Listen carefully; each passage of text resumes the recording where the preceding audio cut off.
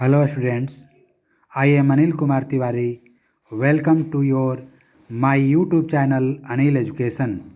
My dear students, आज हम लोग भौतिकी में जो बहुत ही महत्वपूर्ण टॉपिक है एमीटर और वोल्ट मीटर में क्या अंतर होता है, इसको आज हम लोग पढ़ेंगे। यहाँ पर दिखाया गया है एमीटर और वोल्ट मीटर में अंतर। एमीटर और वोल्ट मीटर में निम्नलिखित मुख्य अंतर है। इसको हम लोग महत्वपूर्ण बिंदुओं के द्वारा दिखा सकते हैं। इसके लिए आप दो कॉलम बनाएंगे। फर्स्ट कॉलम में एमीटर और सेकंड कॉलम में वोल्ट मीटर लिखकर उनके मुख्य बिंदुओं को दिखा सकते हैं। तो यहाँ पर जैसे कि हम लोग जानते हैं एमीटर और वोल्ट मीटर में परिभाषित करने में जो जो उसके मुख्य बिंदु आते हैं उसी को क्रमबद्ध तरीक़ा से हम लोग पॉइंट के रूप में लिख देंगे तो उसका मुख्य अंतर बन जाएगा। तो यहाँ सबसे पहला पॉइंट हम लोग दिखाने का प्रयास करेंगे कि एमीटर विद्युत परिपथ में धारा को मापता है।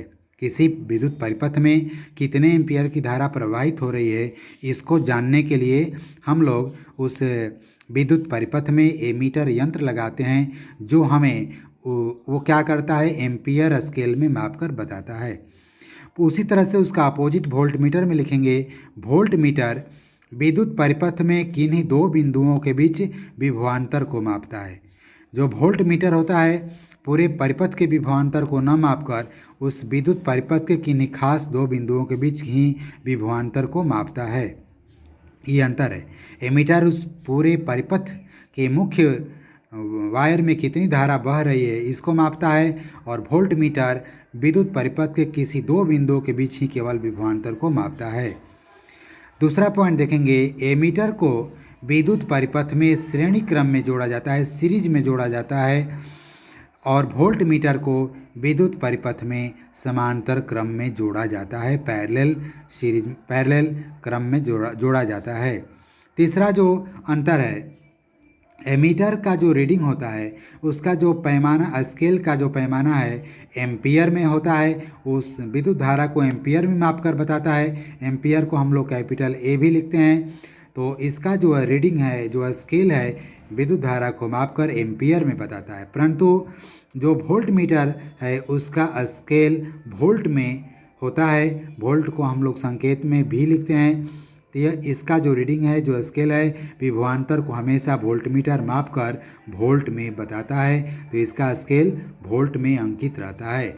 ये तीन मुख्य डिफरेंस हुए एमीटर और वोल्ट मीटर के बीच में, जो बहुत ही महत्वपूर्ण है, जो प्रायः परीक्षाओं में पूछा जाता है। माय डियर स्टूडेंट्स, आगे हम लोग देखेंगे ओम का नियम।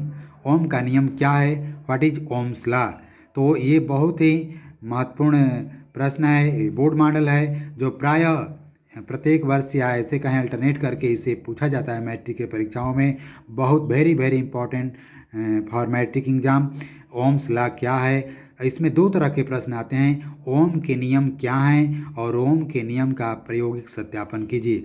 आपसे जितना प्रश्न पूछे उतना ही आपको लिखना है। यदि केवल ओम का नियम पूछे तो आपको केवल ओम का नियम ही लिखना है, और जब तक सत्यापन के लिए नहीं कहेंगे तो आपको सत्यापन नहीं करना है।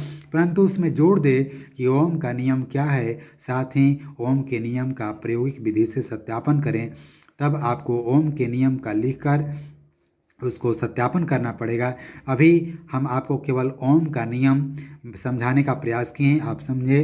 तो सबसे पहले आप जानेंगे 1827 ईस्वी में जर्मन वैज्ञानिक जॉर्ज साइमन ओम ने विभवांतर और विद्युत धारा के बीच एक संबंध स्थापित किए, अतः उन्हीं के नाम पर इसे ओम का नियम कहा जाता है। माय डियर स्टूडेंट्स, आप को जानकारी के लिए मैं बता देता हूँ कि आप विभिन्न पुस्तकों में देखेंगे तो जो ईस्वी लिखा गया है 1827 के जगह पर कहीं कहीं 1826 भी देखने को मिल जाएगा। तो पूर्णतः जो सही है 1827 ईस्वी है। इसमें अब मान लीजिए वस्तुनिष्ठ प्रश्न में आ सकता है 27 की जगह नहीं है, केवल 26 दिया है, तो आप 1826 को ही सही मारेंगे। लेकिन 1826 भी है और 1827 भी है, तो आप 1827 ऑप्शन को करेक्ट आंसर लिखेंगे। तो आइए इसके बीच जो संबंध स्थापित किए उसको ओम का नियम कहा जाता है, क्योंकि जो वैज्ञानिक जिस नियम का खोज करता है उसी के नाम के सम्मान में हम लोग उसके नियम रख देते हैं। तो इस नियम के अनुसार हम लोग कह सकते हैं, यदि किसी चालक के ताप में परिवर्तन न हो तो उसके सिरों के बीच उत्पन्न विभवांतर उसमें प्रवाहित विद्युत धारा के समानुपाती होता है। अर्थात इसको व्यंजक के रूप में लिखेंगे भी प्रोपोर्शनल आई। ये समानुपाती का चिन्ह है जिसको अंग्रेजी में प्रोपोर्शनल बोलते हैं, भी प्रोपोर्शनल आई।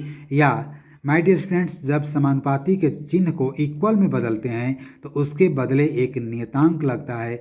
यहाँ लिखे हैं भी बराबर, जैसे ही समानुपाती इक्वल में बदलेगा तो यहाँ पर एक नियतांक आर आया है, तो भी बराबर आई इंटू आर हो गया, जहाँ आर एक नियतांक है जिसे चालक का प्रतिरोध कहते हैं।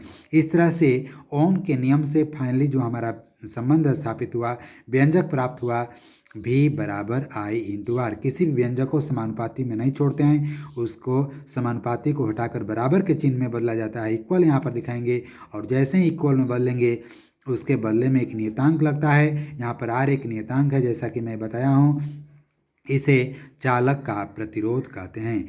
माय डियर स्टूडेंट्स, यह वीडियो आपको अच्छा लगा होगा तो आप अधिक से अधिक इसे लाइक करेंगे, एक दूसरे के साथ शेयर करेंगे, और इस चैनल को अभी तक आप सब्सक्राइब नहीं किए हैं तो प्लीज़ एक बार इसे ज़रूर सब्सक्राइब करें। तब तक के लिए हम लोग नेक्स्ट वीडियो में ओम्स के नियम का प्रायोगिक रूप से कैसे सत्यापन किया जाता है लेकर फिर मिलेंगे।